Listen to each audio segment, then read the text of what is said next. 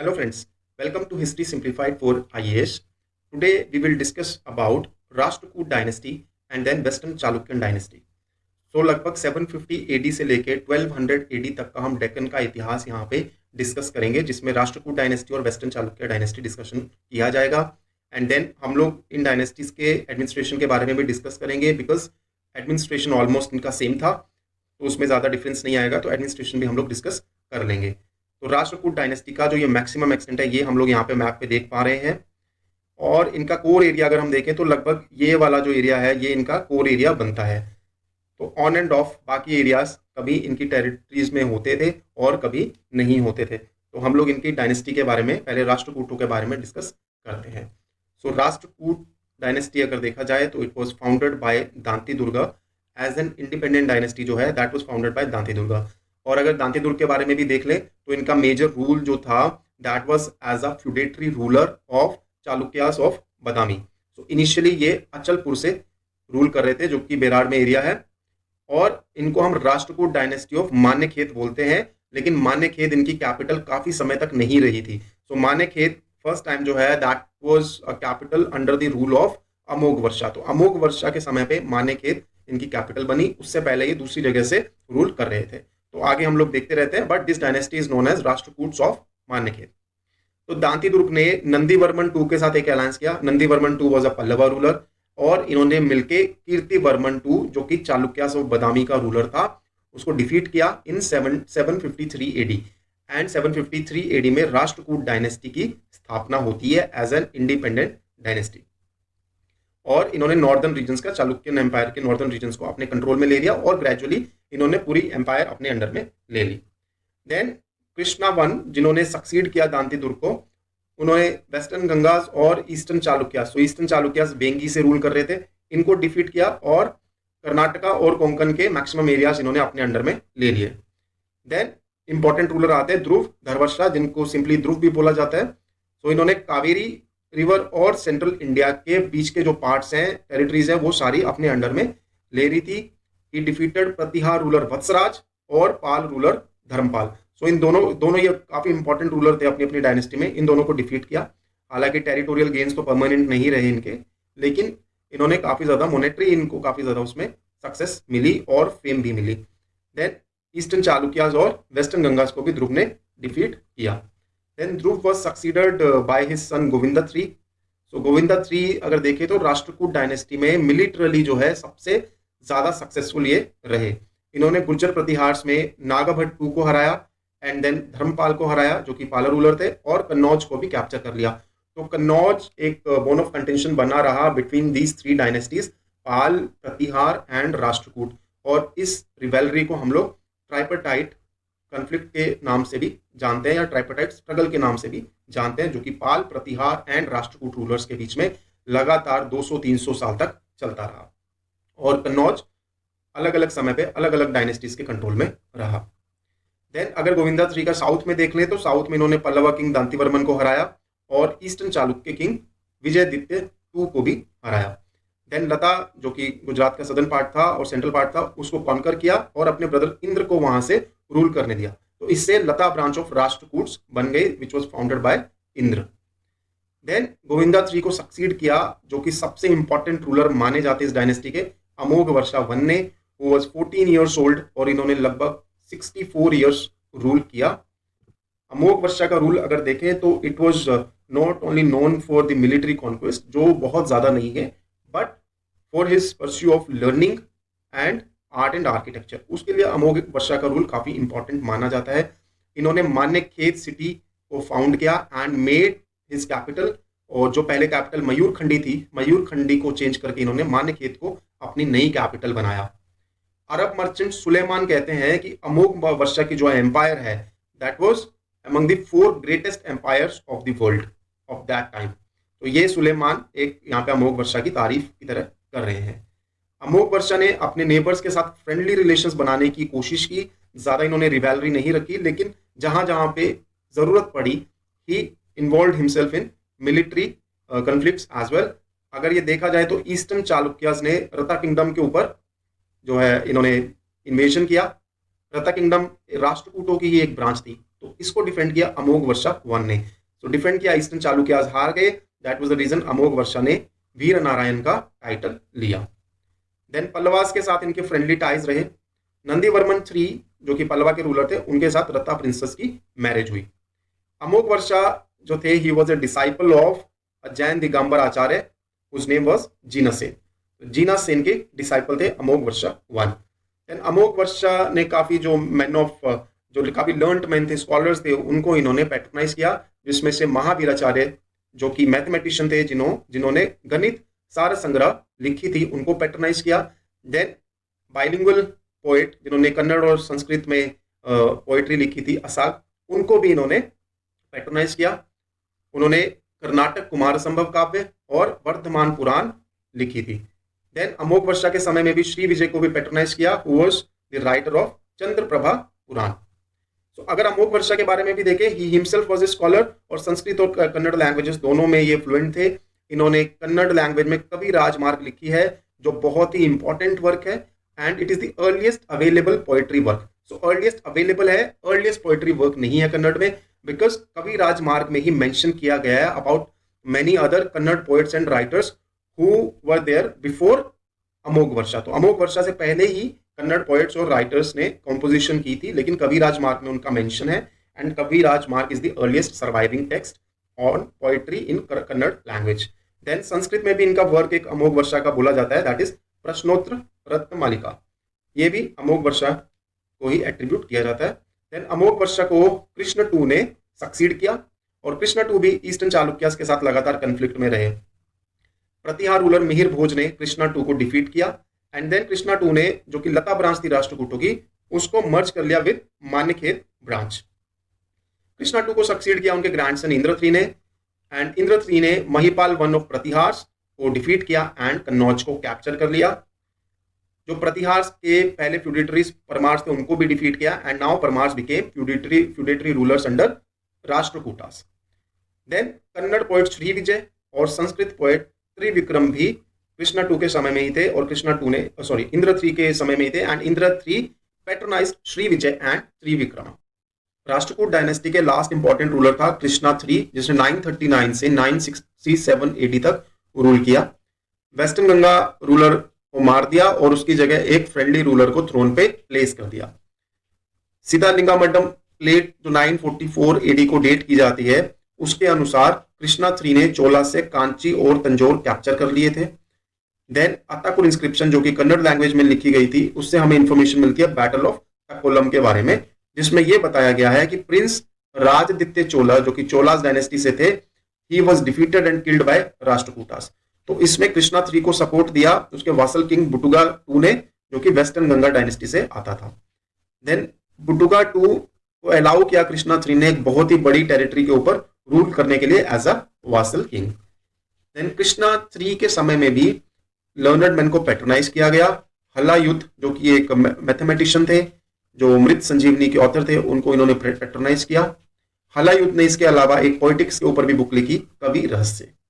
Then Krishna 3 के समय में श्री पूर्णा को भी पैट्रोनाइज किया गया, who was the author of Shantipurana. Then Adi Kavi Pampa, he was also a contemporary of Krishna 3। इन्होंने आदि पुराण लिखी है, और एक वासल रूलर जो थे कृष्णा 3 के, एक चालुक्यन फ्यूडेटरी थे, who was ruling from Vemulawada, इन्होंने आदि कवि पंपा को पैट्रोनाइज किया था। सो पंपा, पोन्ना एंड रन्ना, ये 3 पोएट्स हैं जिनको कन्नड़ लिटरेचर के जेम्स माना जाता है। तो इसमें हमने पंपा और पोन्ना के बारे में हमने देखा है। देन रन्ना हम उनके बारे में भी आगे देख लेंगे। देन परमार रूलर सियाक 2 ने मान्यखेत पे इन्वेजन कर दिया, मान्यखेत को प्लंडर किया ड्यूरिंग द टाइम ऑफ खुटिका। सो मान्यखेत को प्लंडर जब किया, उसके बाद धीरे धीरे जो है राष्ट्रकूट डायनेस्टी डिसइंटीग्रेट होना शुरू हो गई। देन कर्क 2 जो लास्ट राष्ट्रकूट किंग था, he was killed by Tailapa 2 and he founded western Chalukyan dynasty in 973 AD. इसके अलावा थोड़े से और फैक्ट्स है जो हम देख लेते हैं। सो राष्ट्रकूटास ने सभी जो मेजर रिलीजन्स थी उनको पैट्रोनाइज किया, चाहे वो जैनिज्म हो, शैविज्म, वैष्णविज्म, शक्ता कल्ट, बुद्धिज्म एंड वैदिक रिलीजन, इन सब रिलीजन्स को राष्ट्रकूट्स ने पैट्रोनाइज किया, and they were tolerant of all the religions. इनके अलावा क्योंकि अरब ट्रेवलर्स के साथ भी, अरब ट्रेडर्स के साथ भी इनके अच्छे कॉन्टैक्ट थे, तो काफी ज्यादा मुस्लिम भी राष्ट्रकूट किंगडम में आके रह रहे थे एंड मॉस्क का कंस्ट्रक्शन भी किया गया था। देन राष्ट्रकूट्स ने कन्नड़ और संस्कृत के अलावा अपभ्रंश और प्राकृत लैंग्वेज को भी पेट्रोनाइज किया था। इन्हीं के समय में चंपू स्टाइल ऑफ पोएट्री जो है पॉपुलराइज की गई बाय त्रिविक्रम, देन श्री पोना and then Adi Kavi Pampa. Then Rashtrakuta architecture की अगर बात कर ले तो इनकी बिल्डिंग हमें एलोरा, पट्टाडक्कल और श्रीवल में मिलती है। इनके बारे में हम आर्किटेक्चर के बारे में आगे डिस्कस करेंगे, लेकिन इस डिस्कशन में डिस्कस नहीं करेंगे वो। देन हम लोग आते हैं वेस्टर्न चालुक्यन डायनेस्टी पे, जो कि 973 एडी में शुरू हुई और 1189 एडी तक चलती रही। सो 973 एडी में राष्ट्रकूट किंग करका-टू को तेलापा-टू ने मर्डर किया and he usurped the throne in 973 AD. Then हमारे पास सोर्सेस जो कुछ मिलते हैं वेस्टर्न चालुक्यन डायनेस्टी के, उनमें रन्नास गदायुद्धा, देन बिल्हांस विक्रमादेव चरितम एंड देन जो इनकी कन्नड़ में इंस्क्रिप्शंस हैं, ये हमारे इंपॉर्टेंट सोर्सेस मिल जाते हैं वेस्टर्न चालुक्यन डायनेस्टी के बारे में। देन तेलापा-टू ने रन्ना को पैटर्नाइज किया, जिनके बारे में हमने देखा कि third gem of Kannada literature, और तेलाप-टू के बाद इनके सन सत्यश्रेय ने भी रन्ना को पैटर्नाइज किया। सो रन्ना ने गदायुद्धा लिखी थी, Gadayuddha was eulogy of Satyashraya. Then इन्होंने अजीत पुराण भी लिखी which is life history of second Jain tirthankara, and third इनका जो मेजर वर्क है that is Rannakanda a lexicon. Then Satyashraya लगातार जो है, जो सेकंड रूलर इस डायनेस्टी के हैं, ये लगातार कंफ्लिक्ट में रहे with Cholas, Chalukyas of Gujarat, Paramaras, Kalachuris of Tripuri, तो लगातार इनके कंफ्लिक्ट चलते रहे। देन जयसिम्हा टू जो कि जिन्होंने इनको सक्सीड किया, इनका भी कंफ्लिक्ट लगातार चोलास के साथ चलता रहा। चोलास में राजेंद्र चोल जो कि एक इंपॉर्टेंट रूलर है, उस समय जयसिम्हा और राजेंद्र चोल के बीच में कंफ्लिक्ट रहा, और कंफ्लिक्ट का मेजर रीजन था वेंगी। सो वेंगी के ऊपर ईस्टर्न चालुक्यस की वो कैपिटल थी, सो ईस्टर्न चालुक्यस के ऊपर इन्फ्लुएंस रखने के लिए यहाँ पे कंफ्लिक्ट चलता रहा। देन जयसिम्हा टू ने कुछ जो नॉर्दर्न टेरिटरीज थी, he lost those territories to Bhoja. तो भोज कौन था? He was a Paramara ruler. लेकिन जयसिम्हा ने ही एक वासल किंग भिल्लामा जो कि स्यूना डायनेस्टी से आता था, उसकी रेबिलियन को कर्ब किया। स्यूना डायनेस्टी को यादवा डायनेस्टी भी बोला जाता है। देन जयसिम्हा टू को सोमेश्वर वन ने सक्सीड किया, who was his son, and Someshwar one ने ही मान्यखेत से कैपिटल चेंज करके कल्याणी बनाया, जिससे हमें नाम मिलता है इनके बारे में, वेस्टर्न चालुक्यन डायनेस्टी को चालुक्याज ऑफ कल्याणी भी बोला जाता है। लेकिन चोलास के साथ लगातार कंफ्लिक्ट चलता रहा, और सोमेश्वर वन के समय में एक्सपेंशन भी हुआ एम्पायर गुजरात तक, और सेंट्रल इंडिया भी यहाँ पे बॉर्डर इनके टच होने लग गए। परमार्स, प्रतिहार्स और कालाचुरीस को इसने डिफीट किया। देन सोमेश्वर वन के समय पे अमृतेश्वर टेम्पल अनिगेरी में और कालेश्वर टेम्पल हीरे हड्डा गली में बनाए गए। लेकिन काफी समय तक सोमेश्वर वन ही रिमेन्ड इल, और प्रोलॉन्ग्ड इलनेस की वजह से इन्होंने एक रिचुअल सुसाइड कमिट किया, अपने आप को तुंगभद्रा रिवर में डुबो के। देन सोमेश्वर टू ने सोमेश्वर वन को सक्सीड किया, लेकिन जल्द ही was deposed by his brother Vikramaditya six, one of the most important rulers of this dynasty, और he founded Chalukya Vikrama era. Vengi को कैप्चर कर लिया, गुजरात के चालुक्यों को हराया, होयसला, कालाचुरीस, सियोना यादवास एंड शीलाहारास, इन सबको डिफीट किया, और इनमें से कुछ रूलर्स ऑन एंड ऑफ इनके फ्यूडेटरी भी बनते रहे। Then Kaleshwara temple at Ambali, Bhimeshwara temple at Nilakunda and Mahadeva temple at Itagi, ये सारे टेम्पल्स जो हैं विक्रमादित्य सिक्स के समय में बने थे। देन विक्रमादित्य सिक्स को सोमेश्वर थ्री ने सक्सीड किया, और सोमेश्वर थ्री का मेजर वर्क एक संस्कृत में है विच इज नोन एज मानस उल्लास। सो मानस उल्लास में ये बहुत ही ज्यादा टॉपिक्स को कवर करते हैं उस समय के, which included polity, governance, astronomy, medicine, architecture, then food recipes, painting, poetry, music, और एक दूसरा इनका काम वर्क है विक्रमांक अभ्युदया, और ये बायोग्राफी है अबाउट विक्रमादित्य सिक्स। तो ये विक्रमादित्य सिक्स है, विक्रमादित्य की बायोग्राफी है, हु वाज हिज फादर। और ये जो दोनों वर्क है, विक्रमांक अभ्युदया हो गया और दूसरा मानस उल्लास हो गया, ये काफी ज्यादा इंपॉर्टेंट है to know the historical, it is a historical source about socio political history of that time. तो हम लोग स्टार्टिंग में हम सोर्सेस की बात कर रहे थे, तो उसमें ये सोर्सेस भी ऐड हो जाएंगे। देन सोमेश्वर थ्री को जगादेकामल टू ने सक्सीड किया, इन्होंने भी एक रचना की है संगीत चूड़ामणि, तो ये म्यूजिक के ऊपर संस्कृत में एक रचना है। सो ये जगादे कमल्ला के साथ इसको जोड़ा जाता है। देन उसके अलावा इन्होंने कन्नड़ ग्रामेरियन नागवर्मा टू को भी जो है पैट्रोनाइज किया। नागवर्मा टू ने काव्यावलोकन और भाषा भूषण, ये इनकी दो मेजर रचनाएं रही कन्नड़ लैंग्वेज के अंदर। Then Someshwara four was the last ruler of this dynasty. उसके बाद डायनेस्टी डिसइंटीग्रेट हो गई and it was divided by Seuna, Hoysala and Kakatiya dynasties. तो ये तीनों ने इनकी टेरिटरीज को आपस में बांट लिया। देन वेस्टर्न चालुक्यन रूल का एक और इंपॉर्टेंट जो इसमें फैक्ट रहा वो ये था कि वीर शैवा जो मूवमेंट थी वो वेस्टर्न चालुक्यन रूल में काफी ज्यादा पॉपुलर हुई। इन लोगों ने कास्ट सिस्टम को चैलेंज किया और सेंट बसावन जो एक इंपॉर्टेंट सेंट थे, वीर शैवा मूवमेंट के मेजर प्रोपोगेटर थे, उन्होंने अपने आइडियाज थ्रू वचनास इन्होंने प्रीच किए। तो vachanas was a form of poetry which was started by Madara Chennaiah और इसको पॉपुलराइज किया बासवन, सेंट बासवन ने। तो इस मूवमेंट के बारे में हम लोग बाद में फिर से डिस्कस करेंगे डिटेल में। So now we will discuss about administration. तो राष्ट्रकूट और चालुक्य जो हमने पहले बोला कि सिमिलर था इनका एडमिनिस्ट्रेशन, तो एक साथ ही कर लेंगे। So pattern was same. So king की पोजीशन तो हेरिडिटरी थी, सो हमने देखा कि किंगडम्स में ऐसा ही होता था। देन फ्रीक्वेंट वॉर्स लड़े गए, जो हम लोग यहाँ पे देख रहे हैं, पहले हमने पढ़ा तो उसमें हमने देखा कि काफी ज्यादा लड़ाइयां लड़ी गई थी। तो लगातार वॉर्स चलते रहे बिटवीन किंग्स, और किंग के वासल्स के साथ भी जो है प्रभुत्व के लिए लगातार बैटल्स होते रहे। देन किंग को एडवाइस करने के लिए काउंसिल ऑफ मिनिस्टर होती थी, और काउंसिल ऑफ मिनिस्टर में जनरली जो मिनिस्टर्स थे देवर हेरिडिटरी पोजीशंस होल्ड कर रहे थे और एलीट फैमिली से ये लोग आ रहे थे। अब इंपॉर्टेंट मिनिस्टर्स अगर देख लें तो चीफ मिनिस्टर हो गए, पुरोहित हो गए, सेनापति हो गए एंड चीफ जस्टिस, ये सब इंपॉर्टेंट मिनिस्टर्स थे। देन इसके अलावा ये तो डायरेक्टली तो रूल जो ये लोग कर रहे थे किंग, सो वो तो ये अपने प्रोविंशियल गवर्नमेंट के थ्रू कर रहे थे या सेंट्रल गवर्नमेंट के थ्रू कर रहे थे। उसके अलावा वासल रूलर्स भी जो है काफी बड़े पोर्शन के ऊपर किंगडम में ये वासल रूलर्स रूल कर रहे थे during the time of Rashtrakuta and western Chalukyas. Then जो किंगडम थी दोनों ही राज्यों में, kingdom was divided into rashtras. Rashtras बोला जाता था या मंडलास बोला जाता था। तो राष्ट्रास वर एडमिनिस्टर्ड बाय राष्ट्रपति। अब ये राष्ट्रास हो गए प्रोविंसेस जहां पे राष्ट्रपति वॉज द हेड, ये एक तरह से गवर्नर हो गया।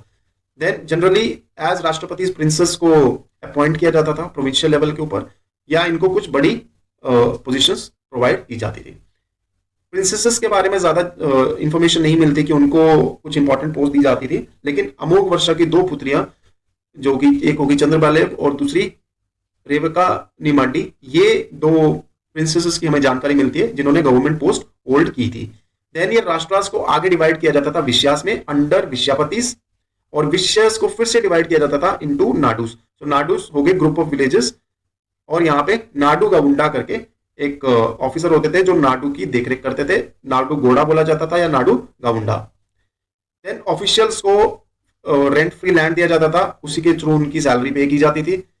अगर विलेज लेवल पे देखा जाए तो विलेज वाज अंडर ग्रामपति या prabhu gavunda. Now this gramapati was assisted by village elders. Village elders को बोला जाता था ग्राम महाजन या ग्राम महात्रा। इनके अलावा विलेज में कमिटीज भी बनाई जाती थी, और ये कमिटीज का मेजर काम था स्कूल्स, टेंपल्स, टैंक्स, विलेज, इन सब की देखरेख करना, इन सबको मैनेज करना। देन लैंड रेवेन्यू सबसे इंपॉर्टेंट सोर्स था इनकम का। लैंड रेवेन्यू के अलावा माइनिंग के ऊपर और फॉरेस्ट के ऊपर भी टैक्सेस लेवाई किए जाते थे। उसके अलावा स्टेट की income, tolls, professional tax, horse, gold, textile, perfume, इनके ऊपर टैक्सेस लगा के आती थी। देन जुडिशियल फाइन्स लगाए जाते थे। तो इस तरीके से और भी सोर्सेस थे जहां से स्टेट अपने रेवेन्यू जनरेट कर रही थी। देन आर्मी में अगर देख लें तो मेजरली इन्फेंट्री, हॉर्समैन और एलिफेंट्स, ये तीन मेजर विंग्स थी इनकी।